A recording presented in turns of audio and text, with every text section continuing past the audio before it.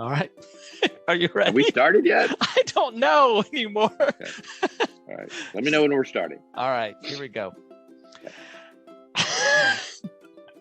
And welcome to another exciting episode of the Super Fantastic Exchange. My name is Gary, guys. I can't tell you how honored I am and kind of beside myself with my special guest today, a celebrity in my, in my description, none other than the incomparable Joel Zeff. Guys, y'all give it up for Joel. Can you hear him? Gary? Joel? They're clapping Thank for you. you. Yeah, I did. Yeah. I did. I thank you very much. Huge audience. Huge. More than 8 possibly. It's an honor to be here. It's Thank an you. honor.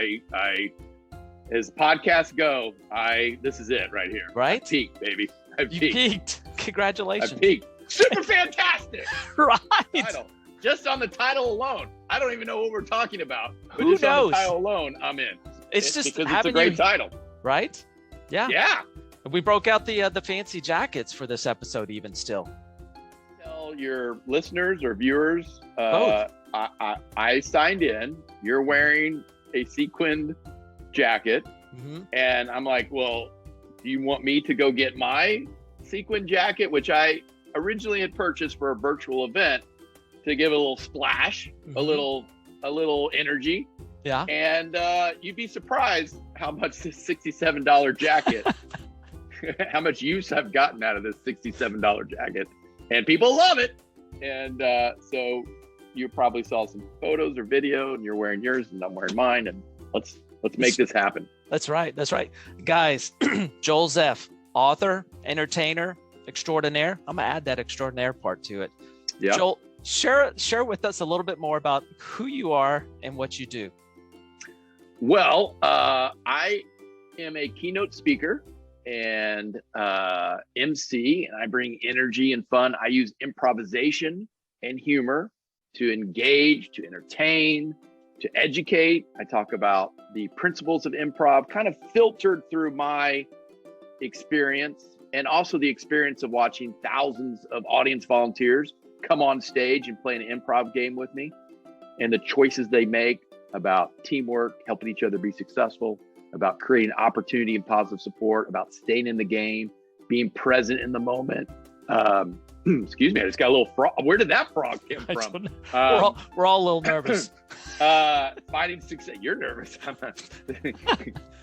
It's just a podcast, man. That's right. Your mom's watching, your uncle, your wife. How'd you know? I'm working these podcasts one family member at a time. That's man, I hope Gary's family can buy a couple of books.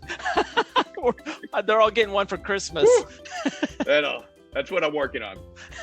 So where was I? Change, being open and flexible to change, being prepared for change, because improv is all about change and disruption.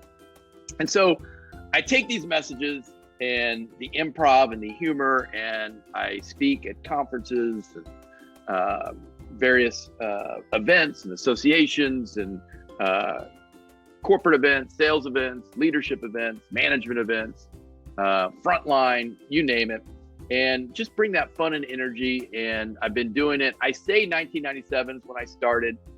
I did a few things before that. 93 was when I started doing improvisation comedy. 92 is when I started doing stand-up. So whatever, a long time ago, Gary, I was just so young. And now I'm just old in a sequin jacket. You aged working well. the lounge in Vegas. Who is that guy? Who was that guy in Vegas? Can I share with your listeners? Because when we put on our sequin jackets, this is what Gary says. Gary goes, "Who was that guy in Vegas that wore, the sequins? Who was that? Played the piano?" And I'm like, Liberace? Liberace's a who's that guy? Who was that guy? The hound dog, the jailhouse rock. Who was that guy? Elvis? Gary's been living under a small rock. Who was that guy? We spent 10 minutes of me making fun of Gary, and now he brought it back up. and I gotta bring it back in. That's okay, man. Hey, this is for you. So I want you to feel in your element. This is for you, Gary, and your mom, and your wife, and your children, and hopefully an uncle somewhere. We'll take it. Yeah. Every little bit, it's awesome. Well, hey, I don't even know why I'm here anymore. I don't know. I wanted to ask you, you inspire so many people with your keynote speaks and everything that you do. So I always love to peek back behind the curtain and ask what inspires an inspiring person. And so you shared with me some points. Yeah. And I wanted to ask you, so staying in the game was your first point. So tell us why staying in the game inspires you. Well, staying in the game is one of my key messages, and probably the best message improv ever taught me. And when I started doing improv in 1993, is that, somebody, and for your viewers, listeners, for your mom, improv, there's no script, there's no rehearsal, there's no plan. Everything's done right there. So it's chaos and disruption. And so you're finding that success as a team, as a group, to find that energy, that humor, that magic moment. And somebody's going to say something that doesn't work. Somebody's going to make a mistake. Somebody's going to go down a line that just, we're off the rails. And so if you stay in the game, you're going to find a way to be successful. If you quit, that's the only thing improv doesn't want you to do. You can make mistakes. You can be loud. You can be quiet. You just can't quit. Once you quit the game, it falls apart. Now, if you stay in the game, you're going to bring it back, get it back on target, find that element, find that piece that works as a team, right? And when we take that message to our work lives, we have goals, we have initiatives, we have things we want to accomplish. If we stay in the game, we're going to find a way. Now, it's hard to stay in the game. You have to learn. That means you have to learn something new. You might have to get out of your comfort zone. You might have to work harder. You might have to try a different tact that you hadn't done before, something new, and it's hard. Yeah. You have to change, and it is hard, but it's also fulfilling. And when you're fulfilled and rewarded, that should be your goal. No matter where you work, what level you are, I hope you're fulfilled and rewarded. I mean, one of my first jobs was working minimum wage in a movie theater. And minimum wage back then was, well, I think it was below minimum wage. I was making $2.85 an hour when I started at the movie theater. I think there was some shenanigans going on. But anyway, $2.85 an hour. But I learned early that I need to be fulfilled. I need to be the best. I need to have fun. I need to be passionate about what I do. I need to help bring joy to the people, the customers. And that fulfilled me. And staying in the game, you have goals, you have things you want to accomplish. If you stay in the game, you're going to find success. It might not be tomorrow, it might not be next week, it might not even be next month. But if you quit, the guarantee is you fail. There's nothing else. If you stay in the game, success is there. You might have to work harder, you might have to stay late, you might have to learn something new, you might have to get out of your comfort zone, but it will be there if you go after it. And that's the best message improv ever taught me. And it's the best message I could say on stage in my keynotes. It's the best message I could teach my kids, is to stay in the game. And that's, to me, when I see audience volunteers come on stage, that inspires me. When I see them stay in the game, when I see them find success, when I see somebody laugh, especially when I know they've had a tough time. A few weeks ago, I spoke with a pharmaceutical company. Obviously, the immense stress and hard times and hard work the last couple of years, and to see them laugh, to see a group of scientists and doctors laugh and engage and work together and smile, that inspires me because they're staying in the game. And seeing them perform in an improv game and have fun and have that smile and, everybody pair up in an exercise, that inspires me as well.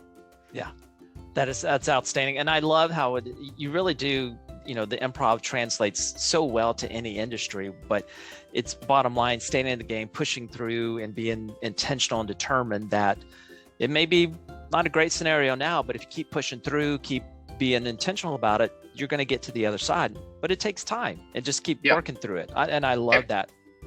Everybody has challenges and obstacles. These messages are universal, and and it's not like I'm reinventing the wheel. I'm making this stuff up. These are people might use different words, but it's these universal truths that we have to work toward. And sometimes when they're said a different way or presented a different way, they hit home when they didn't hit home before. So maybe watching an improv game, participating in an improv game, laughing and playing, and all of a sudden it hits when maybe somebody's been saying that to you your whole life since kindergarten, but it just didn't translate, as a manager or, as a salesperson, in this moment. Now it does. And that's, just having those moments of discovery, that inspires me as well. Everything, the moment I walk into a room, I love it. It's rewarding and fulfilling every moment. Yeah. And I think unless the lunch is bad. If there's a bad lunch, you're out of there. Oh my gosh. A deli lunch, a ham. My inspiration goes straight down. Give me some chicken or something. Right. A rice pilaf. Conference chicken. It's good stuff. Did we go off subject? That's all right. It's all right. It's good.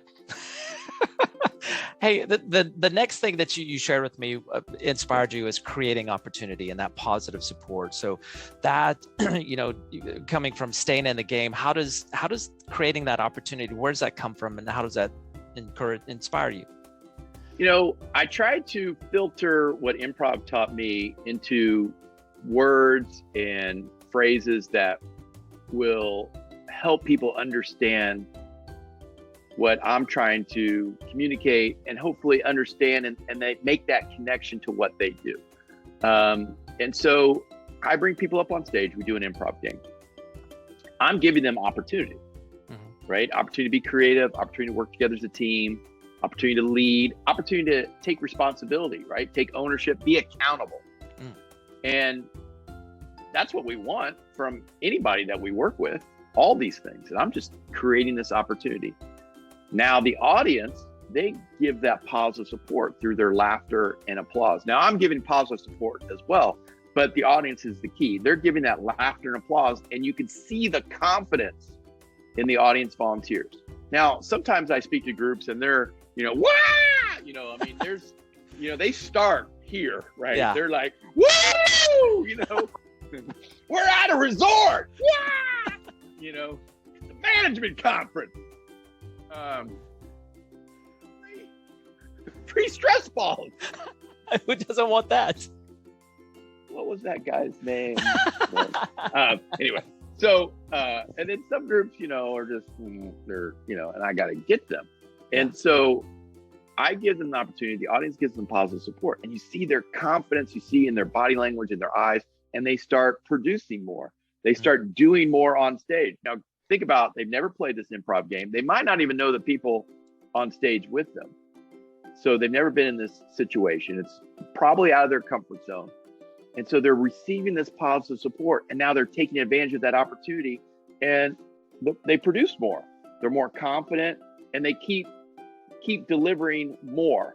And the audience gives more positive support, and then the audience volunteers does more. It's amazing chemistry. And I always say that's what everybody wants out of their jobs: opportunity and positive support. Unfortunately, those are the two things we don't get enough of, even though that's what, again, goes back to what fulfills us, what rewards us. We're not receiving those two things. And those are the two most important things. That's the foundation for our happiness. That's our foundation for our success. Yeah. And I love the example. And I've been in the audience of you doing this improv, this presentation, and it was so engaging to realize that you're learning these things, but you don't realize you're learning it because you're having so much fun But I feel when you're having fun, you're a little more open and a little more vulnerable to receive messages.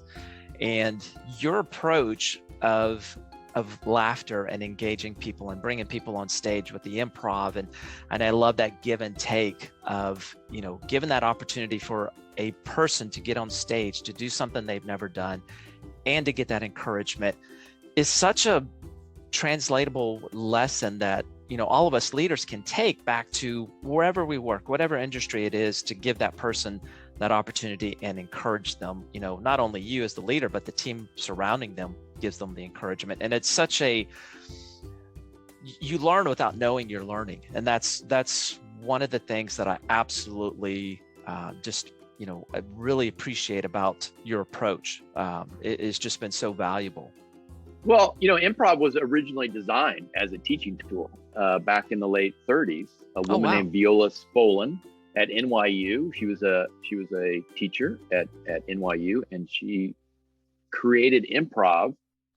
So if you play, the thought was if you're kind of, you know, maybe take your guard down a little bit and you're in that play mode, some of these key foundational messages about acting are going to hit home because you're in play mode, your guard is down. And so that's what the concept of improv was.